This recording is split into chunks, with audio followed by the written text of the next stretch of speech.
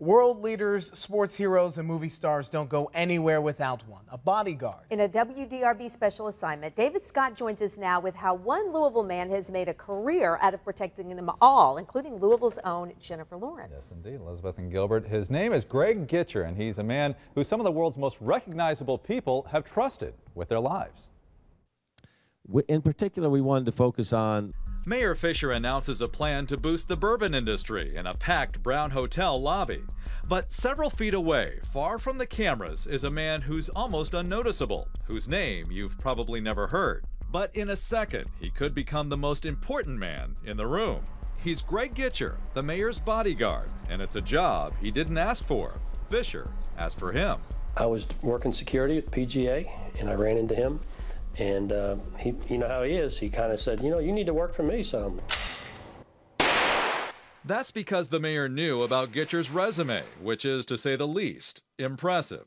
22 years as a Secret Service agent, protecting a long list of current and former presidents. His first, Jimmy Carter, at the 1984 Kentucky Derby. They stayed up in Lexington, and then they came down, and I drove the car down from Lexington to Louisville, took them into the Derby as a brand new agent. The next year, Greg began a 4-year stint with the family of Ronald Reagan, who he describes as pure class. It was time for him to eat, and he said, did my boys eat? And they said, oh, I'm sorry, Mr. President, I didn't know your sons were here. He says, no, my boys, I'm not going to eat till they eat. Gitcher went on to work with George Bush Sr., Bill Clinton, and George W. But the moment he describes as the tops in his career came in 1999, when the lifelong Catholic was chosen to guard Pope John Paul II in St. Louis. There's 117,000 people in there, and people were crying, people were praying, you know, all walks of life. You saw people dressed in Muslim attire, Hasidic Jews, Hare Krishners.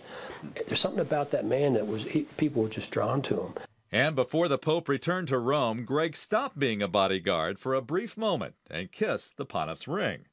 In 2005, Greg left the Secret Service and began an impressive civilian career, heading up security for every PGA event at Valhalla and guarding General Electric CEO Jeffrey Immelt, including accompanying him to 4 of the last 5 Olympics. Then last year, Greg, who's a longtime friend of Jennifer Lawrence's family, got a frantic call from her brother saying he was being harassed by Canadian Hong Kong Zoe, who wanted to meet Jennifer and had just arrived in Louisville. Then the brother called me and said, man, we got a huge problem. This guy who's been harassing me is in town looking for my sister.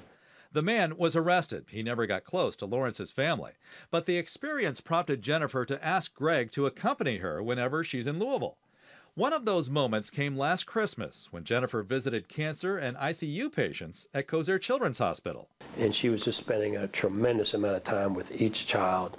I mean, pictures and selfies and autographs. And if the brother or sister was in there, she was autographing those. And it was just great. Now you might be thinking, boy, Greg must have been busy last week guarding celebrities at Oaks and Derby, but not true. In fact, other than Jennifer Lawrence, they're the one group of people he doesn't work with. And it has everything to do with the fact that as a bodyguard for the mayor, he's also a sworn LMPD officer. I don't care who they are. If they're going to break the law in front of me and think as a bodyguard I'm going to look the other way, they're 100% wrong. Now knocking on the door of 59 years old, Greg stays sharp with regular trips to the firing range at TG&G in Newburgh, and he's still got it. He fired off dozens of shots at a target 25 yards away. See, I'm getting old. All but one landed virtually right on top of each other and right on the bullseye. Firing a weapon, though, is only a very small part of Greg's training. In fact, he says he's never used a weapon as a bodyguard. And he says if he ever does, he's failed. It's a last-ditch resort. It's gone so bad that you have to actually bring out, you have to solve it, in a violent confrontation. And as a bodyguard, you're putting your protectee in grave danger. A much bigger and more important part of the training Greg does involves real-life situations that can be created here at this training facility that's unlike any other in the area.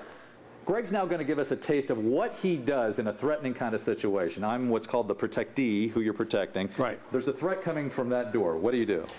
Normally I'd give you plenty of room, but once I perceive that threat, and you may not see it, you may be looking over here, and I perceive that threat, I have to turn you, put my body between yours and the threat, and get you out quickly. That quickly? Yes. So how much longer will he do this? Greg admits 58 is pretty old for, as he says, a bullet catcher. But it will be tough to leave what he loves. Hopefully, you know, when I feel like I can't do it anymore, I'll be smart enough to step away and let some young people take over. Very busy guy right there. Guarding the mayor is not Greg's full-time job. He's actually one of 3 men who rotate that, but he still keeps very busy with other bodyguarding assignments and doing things like being a deacon at his church and being involved with a summer camp for kids who have cancer. So And that's giving back to his actually- community. You met him at church, if I'm not mistaken. Right. Yeah. That's how I knew all about him. People talk about this guy. It's like, you know. And you're not a small guy. I mean, for him to just lift you up and carry you out of that room, make it look like very piece of strong cake. guy. He's hitting the gym quite a lot. I too, can seeing only that show. imagine that the stress level for Oh, this boy. job is so tremendously high because you never really excel. There's never a relaxed day. It was certainly a lot more stressed when he was a full-time Secret Service agent. Yeah, I And can imagine. A little bit more relaxed now. He spends a lot of time at home and that kind of thing. So easing into retirement. Boy, what a responsibility. Right. Interesting. Yep. Thanks, David. Thanks, David.